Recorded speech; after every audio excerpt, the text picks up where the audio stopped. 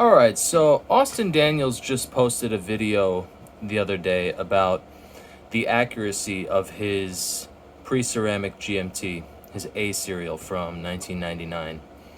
And so that inspired me to talk about the accuracy of this watch, my 2005 F serial Submariner. And before I talk about my experience with this watch, I'll just quickly run through the watches that I've had before this one. In terms of Rolex, I had a ceramic sub 114060. Then I had a Polar Explorer 2 42 millimeter from 2016. Then I had a very similar. I had a P serial Pepsi from the year 2000, and Austin also has a P serial Pepsi. I don't know exactly what the accuracy is of that watch, but I think I remember him saying that it's very good. And then now I have this pre-ceramic Submariner.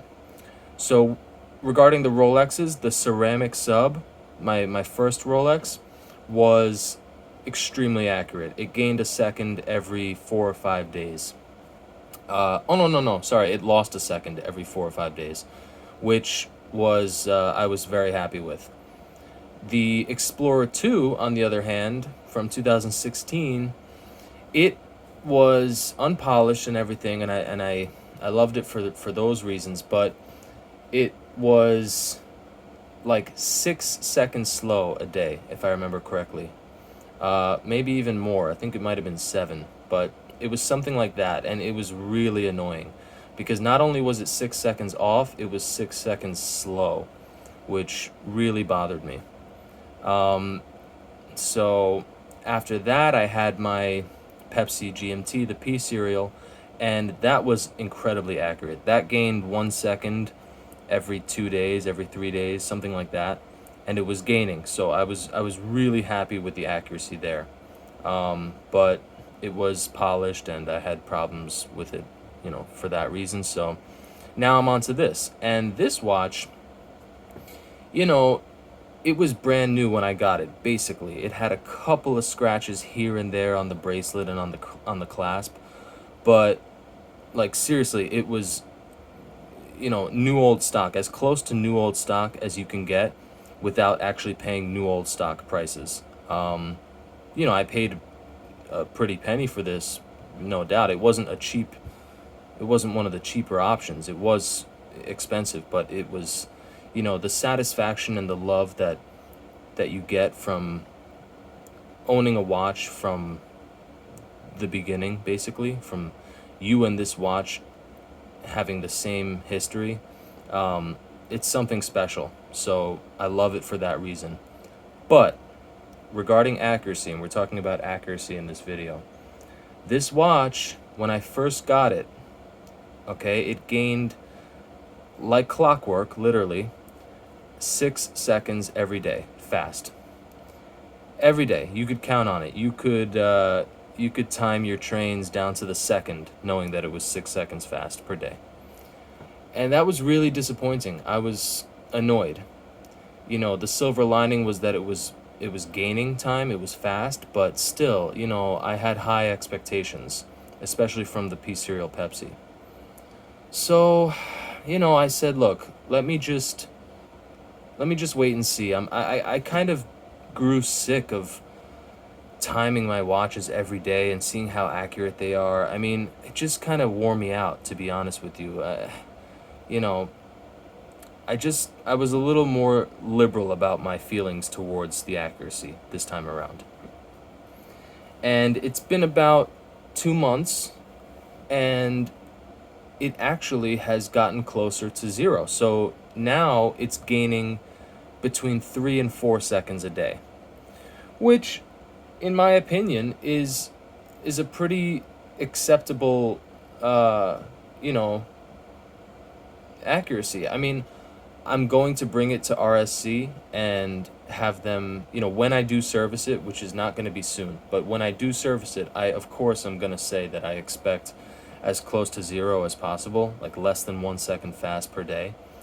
But, you can't choose these things when you adopt a watch. It comes the way it comes, and you have to learn with some of the inadequacies sometimes. Not to say that there are visual or aesthetic inadequacies, and not even to say that 3 or 4 seconds fast a day is necessarily an inadequacy. I mean, a lot of people would consider that an extremely accurate watch, and it is. But for me, I have high standards and I want it closer to zero for sure. But I'm not losing sleep over it. That's what I'll say. Now, before I end this, I just want to say something. Before I got my Rolexes, before I got that first ceramic sub, I owned the most accurate mechanical watch that, I mean, that watch could enter accuracy competitions and it would win, because it in the 3 months that I owned it, I never, not one single time, did I have to hack it and reset the time. It was dead on for 3 months. It did not lose or gain 1 single second. And I'm not lying. I am not fabricating. I'm not exaggerating.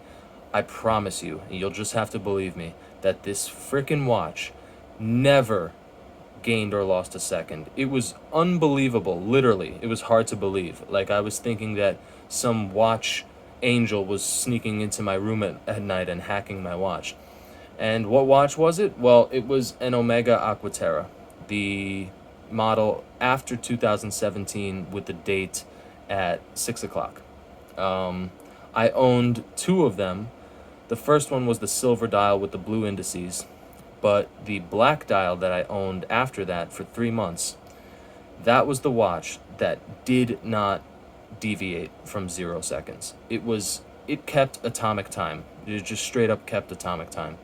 And it was mind-blowing. I couldn't believe it, and I just thought I'd let you guys know because it's fascinating. I don't really have any theories as to why, because the first Aqua Terra was like 2 seconds fast per day. So I think I just got lucky. I mean, I think it just happened that way. However it was built perfectly, and I was the lucky customer to own it. And it was really a special ownership experience for sure. So anyway, regarding this watch, I'm not losing sleep over it, but it is gaining now about 3 or 4 seconds per day. So my theory is that it from 2005, when it was born, it was never worn. It just sat around, maybe changing hands in sitting in safes, and it was never really put to its paces. And now that I'm putting it to its paces, it's the gears and the oils and stuff are starting to wake up. And my theory is that it will get more accurate over the next month, 2 or 3 months, whatever. I think it's going to get a little more accurate as the movement kind of settles in. Because, the poor thing was never used. It sat around. And I'm already seeing after a couple months that it is getting 2 or 3 seconds per day more accurate. So I'll keep you posted. I'll make another video in 2 months to see where we're at with accuracy with this watch. All right. Hey, look, if you're still watching, please subscribe. All right, it would mean so much to me, seriously, because I'm trying to grow the channel a little bit, and every subscriber is like a huge celebration to me. So it would really make my day, honestly, if you subscribe. So consider it if you like Rolex and if you like this kind of stuff. I mean, if it's not your thing, then no problem, of course. But if you could, I would seriously really appreciate it. All right, guys. Peace out.